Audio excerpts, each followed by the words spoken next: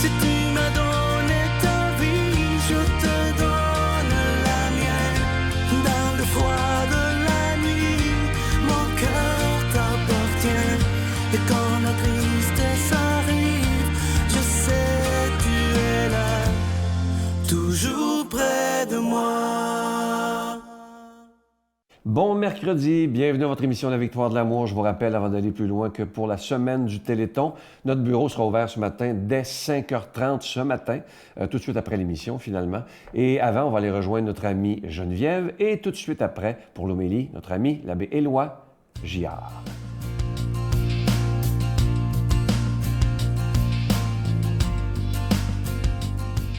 Bonjour tout le monde! Bienvenue à cette chronique Une vie nouvelle. Comme à tous les mercredis, je suis heureuse de vous retrouver encore cette semaine.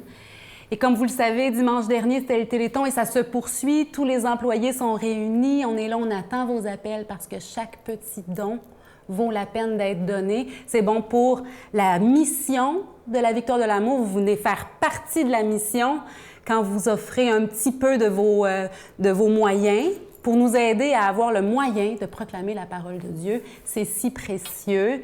Chaque don est donc important. Je vous encourage à continuer de donner toute la semaine. Premier mercredi de l'Avent, première chronique de l'Avent, 2 décembre. Et j'avais le goût de vous partager aujourd'hui l'importance du sapin de Noël et son sens chrétien, pourquoi pas. Parce que quand j'étais petite, je vous raconte l'anecdote, j'avais appris à faire de l'adoration dans une chapelle, vous savez, à genoux devant la présence eucharistique de Jésus. J'étais une enfant, puis avec les religieuses qui étaient là, on priait. Puis il y avait un bouquet qui était un peu flétri. Puis là, on faisait des petites prières spontanées. On laissait sortir de nos cœurs ce qui venait. Puis moi, j'avais dit au bon Dieu, j'avais dit, « Seigneur, toi, tu es la fleur qui fleurit toujours, qui ne se flétrit jamais. » Ce qui sous-entend ne se flétrit jamais. Et puis, bien plus tard, des années plus tard, je suis tombée sur un texte qui dit ceci. « Je suis, moi, dit le Seigneur, comme le cyprès toujours vert. C'est de moi que procède ton fruit. Qui est assez sage pour discerner cela? » Et est revenue dans mon cœur la prière que j'avais faite quand j'étais petite, parce que quand j'avais fait la prière quand j'étais petite, tout le monde était parti à rire dans la chapelle parce que tout le monde voyait bien le bouquet. Le cyprès, c'est comme du cèdre. C'est un arbre ou un arbuste qui ne perd pas son feuillage l'hiver, qui reste vert toute l'année, comme les conifères, les sapins. Ah ah! Le sapin de Noël peut devenir un symbole dans nos maisons que Dieu est toujours là. Il ne se flétrit jamais, son amour ne se flétrit jamais. Il est toujours à nos côtés pour nous soutenir, nous aider, être là avec nous. Est-ce que nous, on se tourne vers lui? Et là, on aura, pour la plupart d'entre nous, un sapin dans notre maison. Ah! Bon moyen pour, en le regardant, le contemplant, en se rappelant le temps qu'on a mis puis l'amour qu'on a mis à le décorer, se rappeler de l'amour de Dieu, qui est aussi toujours là pour nous. Son regard est posé bienveillant. Son regard est là, qui nous contemple, qui nous aime, qui veut nous accompagner dans tout ce qu'on vit. On peut aussi faire le parallèle avec l'arbre de la croix. Dès les débuts de l'Église, on a appelé ça comme ça, parce que c'est là que Dieu est venu nous livrer tout son amour. Dans nos vies, il y en a des croix, dans toutes nos vies. Gardons courage, Dieu est là, son amour ne se flétrira jamais. C'est une promesse qu'il nous a faite. Appuyons-nous sur cette promesse. Sur ce, je vous souhaite une bonne première semaine de l'Avent. Au plaisir, à mercredi prochain. Notre Père qui es aux cieux, que ton nom soit sanctifié, que ton règne vienne, que ta volonté soit faite sur la terre comme au ciel. Donne-nous aujourd'hui notre pain de ce jour. Pardonne-nous nos offenses comme nous pardonnons à ceux qui nous ont offensés. Ne nous laisse pas entrer en tentation, mais délivre-nous du mal, car c'est à toi qu'appartient le règne, la puissance et la gloire pour les siècles des siècles. Amen. Mon Père, je m'abandonne à toi. Fais de moi ce qu'il te plaira. Quoi que tu fasses de moi, je te remercie.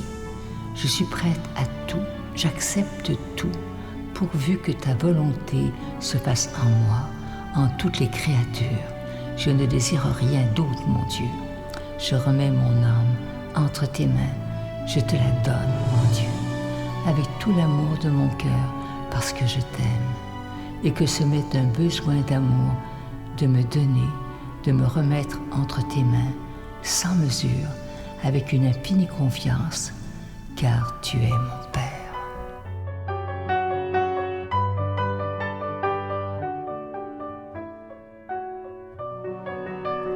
Je suis tellement content de vous parler de ce magnifique cadeau du mois. Vous savez tout d'abord qu'on est dans la semaine du Téléthon. Je vous rappelle que nos bureaux sont ouverts dès 5h30 ce matin jusqu'à 16h30. Le cadeau du mois, évidemment, il y a toujours l'ange de Noël, mais le cadeau du mois de décembre, il est absolument magnifique. Il a été fait sur mesure pour la victoire de l'amour avec tout ce qu'on vit. Il s'agit du pendentif de Marie, mère de tendresse, priant pour nous. Ça veut dire qu'il prie pour nous dans ces moments très difficiles qu'on vit présentement. Ce bijou, il est déjà béni, il est en acier inoxydable, donc ça ne ternira pas.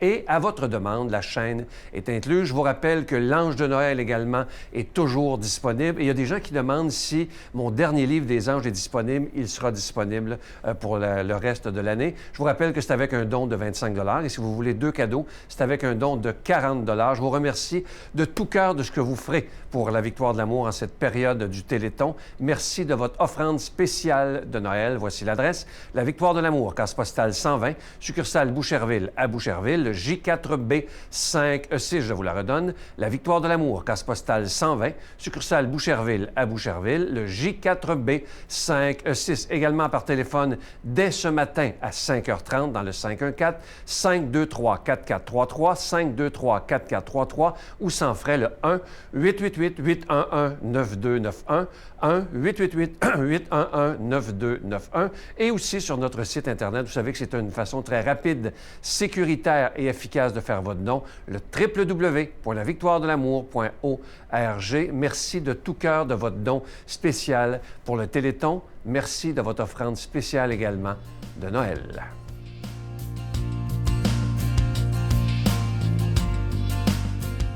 Mon Dieu, donnez-moi la sérénité d'accepter les choses que je ne peux changer, le courage de changer les choses que je peux et la sagesse d'en connaître la différence. Amen.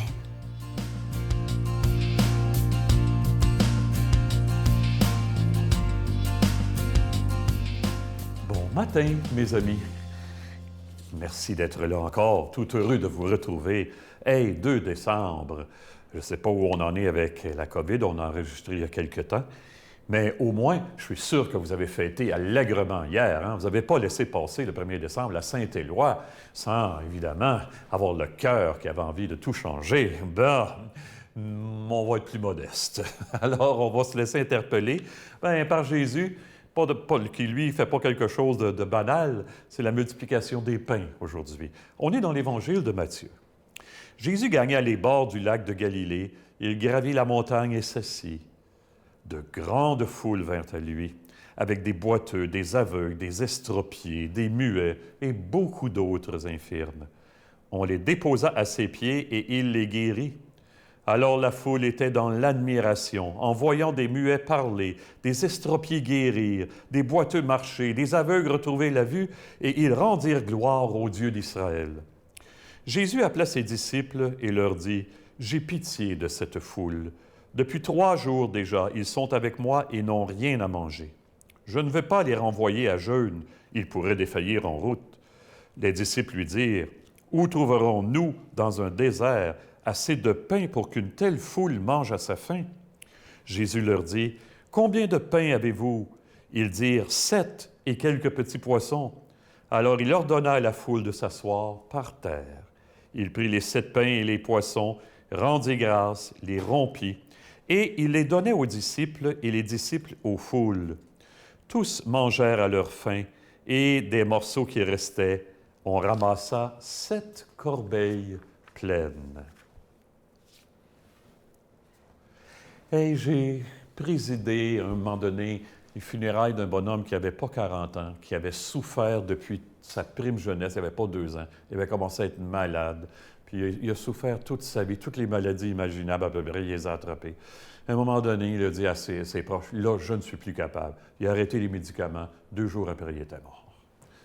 Et il a bien dit à sa mère, parce que sa mère, ses épreuves, ses maladies, l'avaient rendu agressif face à Dieu, face à l'Église, évidemment. Puis je comprends ça. Il avait bien dit à sa mère, « Hey, tes bondieuseries, là, après, là, je veux rien savoir, là. Hein. » Fait qu'ils sont venus me voir, les parents, pour les funérailles, puis on a arrangé quelque chose. J'ai dit, je suis bien d'accord avec lui. Ça ne sera pas des bondieuseries. Ça va être quelque chose de sérieux puis de profond, ce qu'on va faire. Ah, là, ça a rassuré les parents. J'ai fini en disant, après avoir présenté les choses, le mal est un grand mystère. Notre défunt nous le rappelle. Mais le mystère de l'amour de Dieu, que nous rappelle la croix de Jésus, c'est un mystère encore plus grand, hein, qui est capable de donner une nouvelle vie en nous conduisant au cœur. Bien, justement, on sent que Jésus il est bouleversé dans l'Évangile qu'on vient de lire. Il est saisi par toutes ces misères. Il guérit les boiteux, les aveugles, les infirmes de toutes sortes, hein, les estropiés. Puis les gens sont tellement fascinés par lui qu'ils négligent de manger. Alors là, Jésus dit, « J'ai pitié d'eux autres. » Et en fait, il est pris aux entrailles, nous laisse entendre le texte, en voyant cette foule-là. Alors, autant il avait guéri, autant il va donner à manger. Ah, il y a bien des gens qui vont être sceptiques par rapport à ça. Peut-être les guérisons, parce que le frère André en a fait que Jésus doit être capable d'en faire, mais multiplier les pains. Est-ce qu'on l'a vu dans l'histoire? C'est-ça arrivé? Oui, c'est arrivé. Et c'est arrivé chez nous. Sainte Marguerite Diouville, fondatrice des Sœurs Grises, hein? À un moment donné, il n'y avait plus rien dans le garde-manger, là. Et puis le lendemain matin, on arrive, c'était plein. Il n'y a personne qui avait pu aller là. Comment ça s'était passé, on ne sait pas. C'était plein. Assez que Marguerite va dire, à la fin de sa vie, alors que nous étions menacés de manquer de tout, nous n'avons jamais manqué de rien. Alors Jésus, lui, il va guérir, il va multiplier, et les gens sentaient qu'à travers lui, la vie coulait sans entrave. Et qu'on aimerait ça, hein, nous autres aussi, que la vie passe à travers nous, qu'elle nous entraîne là où elle veut. Et je me souviens d'un homme que j'avais entendu dans une soirée de pastorale. Il était venu faire un témoignage. Un bonhomme qui avait eu des problèmes de consommation d'alcool sérieux. Et il y avait eu un accident d'auto. Et il était resté paralysé. Et il y avait eu un silence, je vous assure, quand il en était venu à dire, puis il était paralysé, les gens, il était en fauteuil roulant, « Avant, j'existais. Maintenant, je vis. » Puis il était paralysé. Oh, il avait été changé. Hein? L'absence d'amour, c'est sans doute la pire souffrance. Hein? Peut-être qu'un vivant, c'est quelqu'un qu'on peut dire qui a le cœur ouvert. Hein? Sinon, c'est un mort ambulant. Se fermer le cœur, c'est peut-être le plus grand drame sur la planète. Mais quand on commence à ouvrir, il y a des guérisons et des multiplications qui arrivent. On ne sait comment.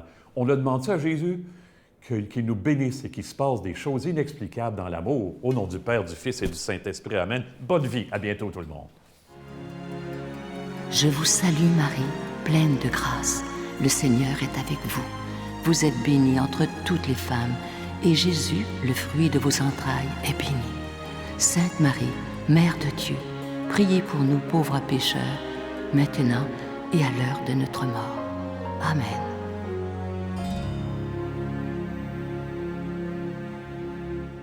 Je vous rappelle que nos bureaux sont ouverts dès 5h30 ce matin. Encore une fois, merci de tout cœur. Je vous rappelle aussi que vous pouvez faire votre don par Internet. Vous savez que c'est un moyen très sécuritaire, efficace et rapide. C'est le www.lavictoiredelamour.org. Et sur notre site, vous avez tous les cadeaux disponibles que vous pouvez vous procurer. Et je vous rappelle que si c'est occupé, merci de rappeler. Ça va être bon signe si c'est occupé d'ailleurs.